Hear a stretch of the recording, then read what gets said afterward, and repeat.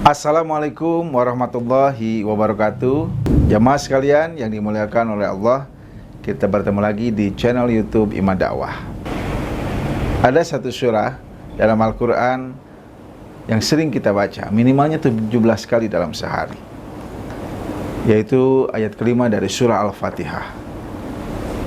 Kalau Allah Ta'ala, Allah Azza wa Jalla berfirman, Iyyaka na'budu wa iyyaka nasta'in. Hanya kepadamu, ya Allah, kami beribadah dan hanya kepadamu kami meminta pertolongan.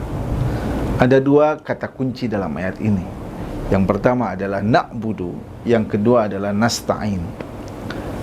Yang pertama adalah tentang ibadah.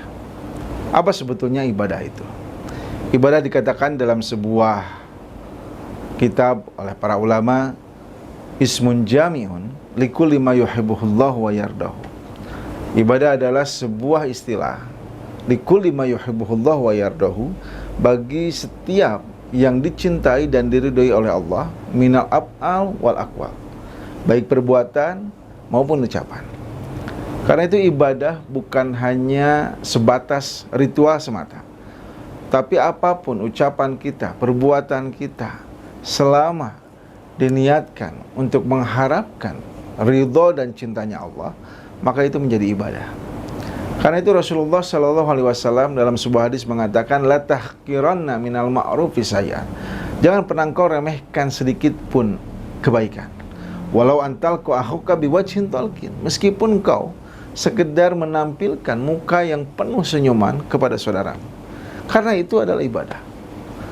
Jamaah sekalian yang dimuliakan oleh Allah, bagaimana agar ibadah yang kita lakukan, amal yang kita lakukan itu diterima di sisi Allah?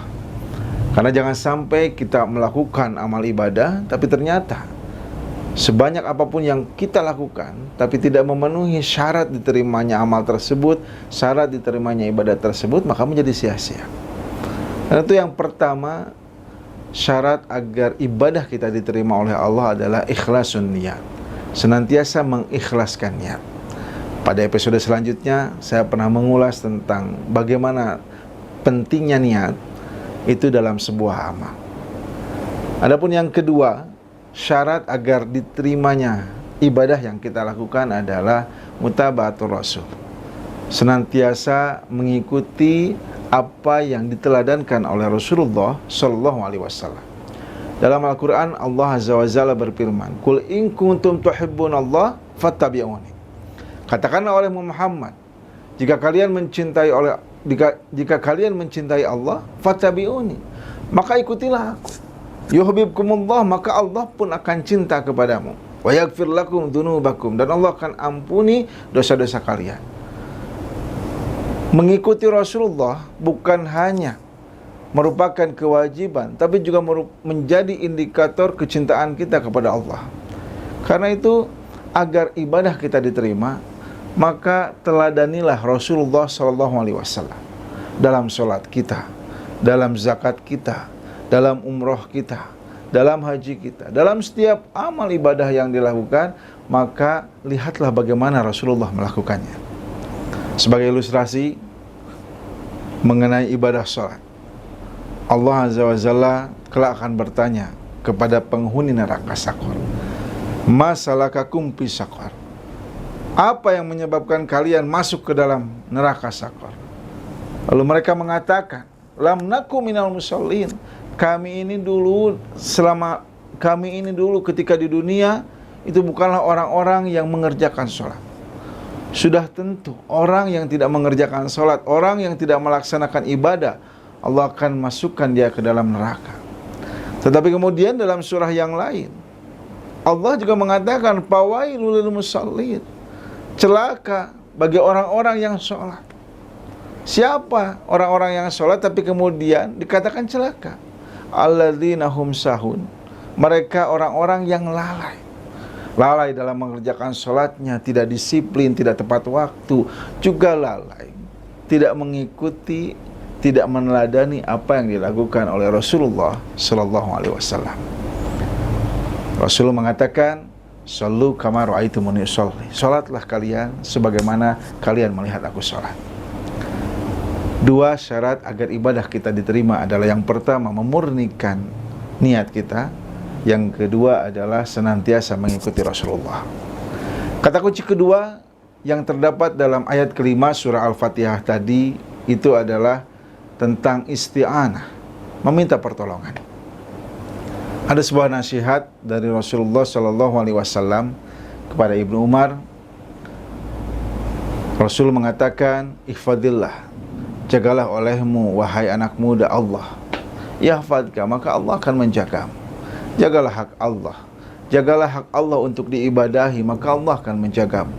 Ihfadillah, jagalah Allah, tajidhu tujahaka, maka aku akan mendapati Allah itu berada di hadapanmu. Engkau akan mendapati Allah membereskan masalah-masalahmu.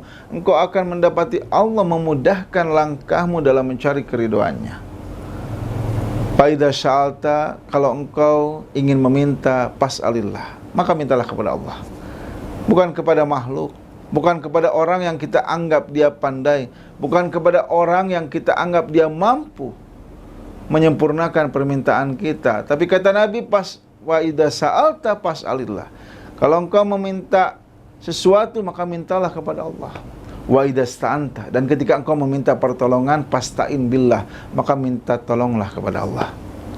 Jemaah sekalian yang dimuliakan oleh Allah, seringkali dalam hidup ada banyak masalah, ada banyak ujian, ada banyak cobaan yang menimpa kepada kita.